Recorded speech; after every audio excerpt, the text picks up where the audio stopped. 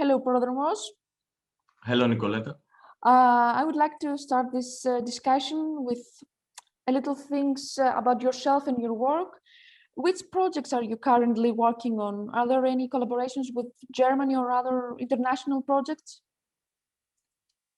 At the moment, I'm also a victim of the pandemic, and I am unfortunate enough to, or fortunate enough to live in Greece, where most of the cultural activities halted, stopped, got cancelled, or got postponed. Unfortunately, there are not so many things that someone can actually do, even via Zoom or digital platforms and so on and so on. So I got stuck with the project that was about to happen last summer during the Athens and Epidaurus Festival. It got postponed to the beginning of June, the coming summer, and it's a sequel of the Cherry Orchard by Anton Chekhov, which is a very known piece about a family that loses at the end of the play their house. And I imagine in this new performance that I, together with my teammates, colleagues, are preparing to tell the continuation of this family. What can people do when they lose everything? How can they do? How can they achieve a new, fresh start? What alliances and solidarity forms can be discovered in this aspect when you have lost the place that you live in?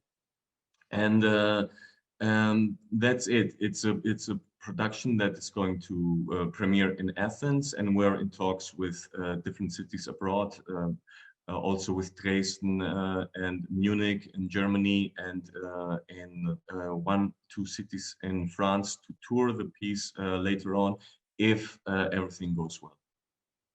Also, what I'm doing at the last 12 months, I became much more involved in the rights of artists, and I'm part of the assembly group of the Support Art Workers movement here in Athens, here in Greece, sorry, which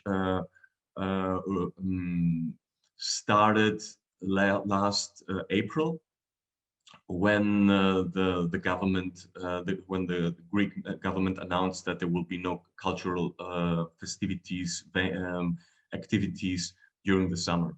And as a reaction, we 25-30 people came together. We started a Facebook page with over 25,000 people. I wanted to say million people, 25,000 people. And we keep pushing an artistic agenda for for our rights as workers, our healthcare, our security, and so on and so on. And in this, I'm still, as much as I can, still active. Our New Stages Southeast project in Greece focuses on the target group young authors, not established, still relatively unknown authors. In your experience, what are the current topics of this target group in Greece? I mean, what do you expect from NSSC for the participants? What I had seen as a trend in Greek theater just before the pandemic started was that writers here in Greece became more open to handle social and political issues through their work. Most of the time, the result were theater pieces which were written in a more realistic way. So realism was hard realism, brutal realism was the trend. It was about the financial crisis, about the dead end many people were facing with the debt or family situations and so on and so on. Then the pandemic started, and again, no one really knows where it's going to go, how theater would look like, and what people are writing at the moment. But I'm even more optimistic, because after having read all the applications that came to this program, and after having this 3 days of workshop with this young writers, I can tell that I have a very good feeling of where it's going. I have the feeling that it's becoming more not aktuell, we would say in German. In English, the right word I think is contemporary. So, for example, I can give you some examples of the pieces that we are discussing now with the participants of the program. We have different, with an allegory of a subversive and a provocative allegory on utopia. We have the portrait of a lost generation of 30-somethings here in Greece. We have a different approach, a drag approach on the character by Shakespeare of Ophelia, and many other interesting things which I cannot list right now. I am optimistic that when we get out of the tunnel of COVID, we will see a young generation of writers who will be much more activist, let's say, in their part, and they will write far more for society than what we had in the past. Last but not least, are there differences between the German and the Greek theater landscapes? Does the way you work in Germany differ from your works/projects in Greece?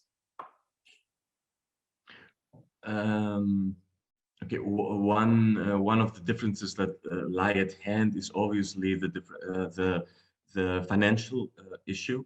It's when you work in Germany, of course, you have far more financial possibilities to fulfill your vision for a performance.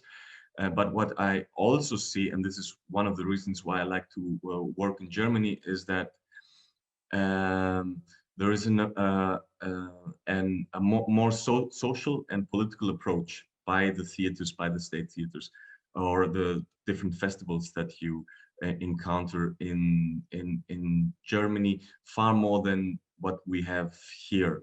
I think one of the reasons is the plurality of German theaters. There's not just one center. There are so many cities where you can work, and they somehow are in a competition, let's say, with each other to push new agendas, to speak about different forms, to try to discover in collectives new forms of directing, new forms of writing, of being together, of working together. This is something that in the last, only in the last years, I've seen appearing also in the Greek theater landscape. It kind of halted completely because of the pandemic, but I'm again optimistic that this will change. For example, we will now have in the coming weeks the first open call for the position of the National Theatre Artistic Direction, something which never happened before because the artistic director was always appointed by the government, and unfortunately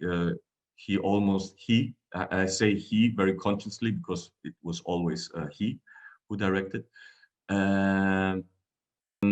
The thing is, yeah, that he was appointed by the government, and almost all of the times it was right after elections. So most of the time, no one even waited for his term to end, and I think that this is a step into the right directions. I would love if I could see collectives trying to get these positions in these public institutions.